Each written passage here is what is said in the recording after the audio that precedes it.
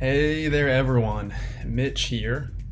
I am a integration and applications technical rep at IBM, and my goal with the Demos with Mitch channel is to bring you content and demos, overviews for everything new in my brand. So today we're going to talk about WebSphere automation, which is a tool that's been around for a year or two that looks at reducing the manual toil and maintenance and administration and things like that of WebSphere Java EE applications.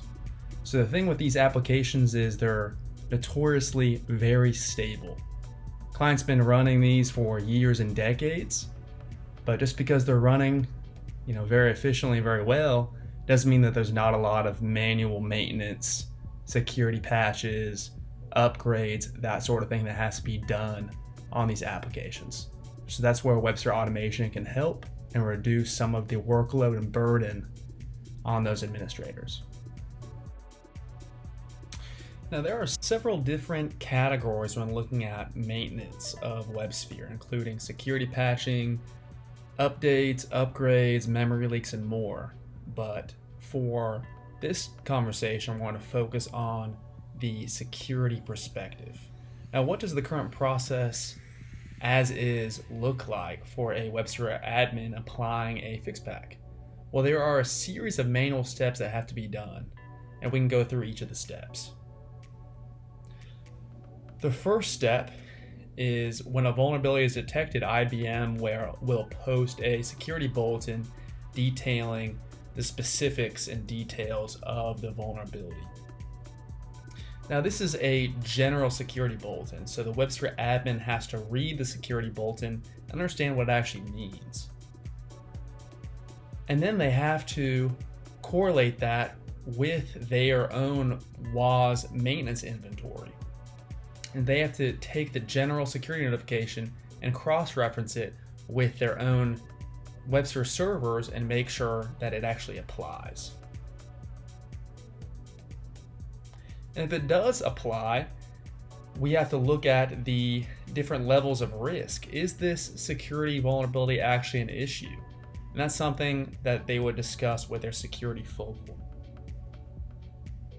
If they deem it serious enough, they'll apply the fix, or they'll wait to the general fix pack that has multiple fixes rolled up into it. And then once they apply the fix, they will update their WebSphere inventory that shows the current WAS version. And they'll be able to export this spreadsheet to any compliance officers if there is an audit or compliance reports are needed. Now, we can tell there was a lot of tedious steps, but what if we had a tool that could automate 80% of it? And that's what we're looking at today. So WebSphere automation is all about freeing operations teams from the routine care and feeding of their WebSphere environments to give them back hours of their time per day. Now, there are 3 capability sets with WebSphere automation: protect, heal, and optimize. But we're going to focus on protect today, and that's all about making sure your servers are up to date with the latest version and that there are no vulnerabilities associated. So how this looks is you'll be able to have a full estate view that's automatically maintained, so no more manually tracking on spreadsheets. You'll register your servers with an agentless process that will take all the different servers of WAS, no matter if they're on-prem, on the cloud, embedded WAS servers for use of another product like Maximo or DB2, be able to have all this in a sorted list for you, and then get notifications when vulnerabilities arise. You can be able to have this sorted by security level. So there'll be a range from 1 to 10 that shows how much of a risk the vulnerability is, 10 being the highest. And then you can actually pick the vulnerability and apply the fix all within the UI. And then if you need different tracking mechanisms or different reports, you can export a CSV of all this information. Now there are two other columns, heal and optimize, that add a lot of other functionality to the tool, but we'll focus on those for a later time. On to the fun part. We're going to demo the WebSphere automation tool. For this scenario, imagine you were Mitch, my cartoon counterpart with what I have to admit is a fuller mustache. Mitch is a middleware admin at Steins Corp, in charge of keeping the lights on with his WebSphere estate. He's just detected a critical Log4j vulnerability in his servers. This would normally be a huge headache for him, but luckily enough, he's just gotten WebSphere automation to help out. On to the demo flow. So here's what we're going to do today. Step one will be opening up the WebSphere automation UI. Then we'll register several of our servers so they populate the home screen. We'll notice a couple of our servers have the dreaded Log4j bug. We'll look into the Log4j bug and open up support bulletin that shows the details on this vulnerability. We'll decide that we want to apply an iFix and remediate the vulnerability, and we'll go ahead and do that with the auto patching feature. Once we view that the fix has been successfully applied, we'll export our findings in a CSV file that we can send over to our audit and compliance teams. Let's get started. Mitch's first step is to open up the WebSphere automation UI. As we can see, there are no registered servers, but we'll go ahead and fix that by opening up the terminal. So we're working with a WebSphere ND 905 server running in a VM. We automatically have a pre-configured script that will register once we launch a server. So we'll go ahead and kick that off.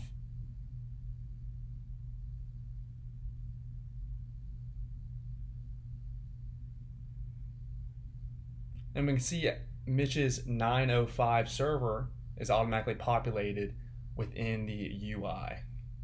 Now, poor Mitch has 25 CVEs to worry about, but the critical risk level 10 is what he is going to work on today, and that is the Log4j vulnerability most of us know all too much about. So we're going to hop into the security bulletin, and the security bulletin shows all the details of the vulnerability, like which version it applies to, as well as which iFix we need to apply to remediate the vulnerability. Or you can roll up multiple fixes into the fix pack, which is 905.11.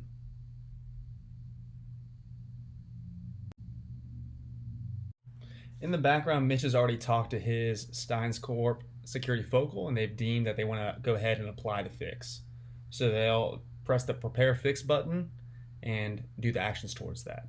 They have two options to remediate the fix. They can either apply the iFix, which is just the one-off fix, or the whole security pack, which is all the iFixes rolled up into one.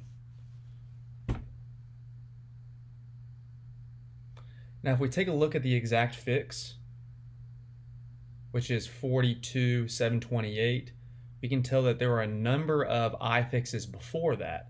And that's because WAS automation knows to apply the most up-to-date fix. Let's get started. Mitch is going to press the Fetch then Install Fix tab. You have the option to create a backup, which we're not going to do. And that will kick off a number of steps. The first step, creating a tab in the Fix Management tab and an ID record. The second will be preparing the fix. So we have to go and grab the fix from Fix Central and download that to our Mongo database.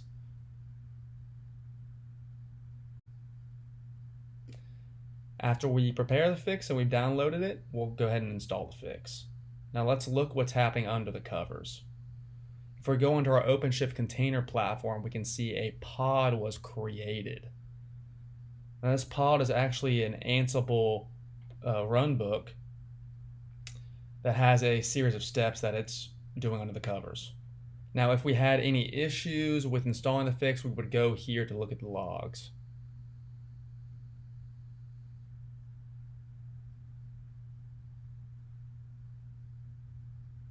Or we actually provide a runbook.log file that you can download and you can just look at as a text file. But luckily enough, our fix was successfully completed. Mitch wants to check the status of his newly patched server. He'll go into the server information and click on Fix History. This will show all the fixes that were applied during the initial install. And we can tell that more fixes than just the initial 42.728 were applied, fixing a range of CVEs.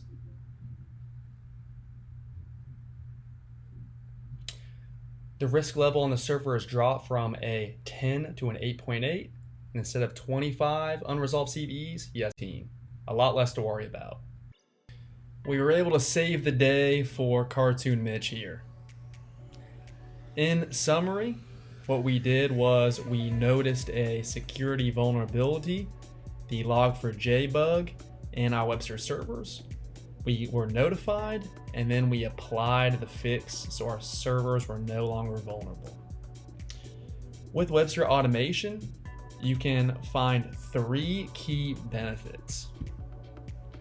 The first is improve security posture, making sure you never miss a vulnerability in your large WebSphere estate.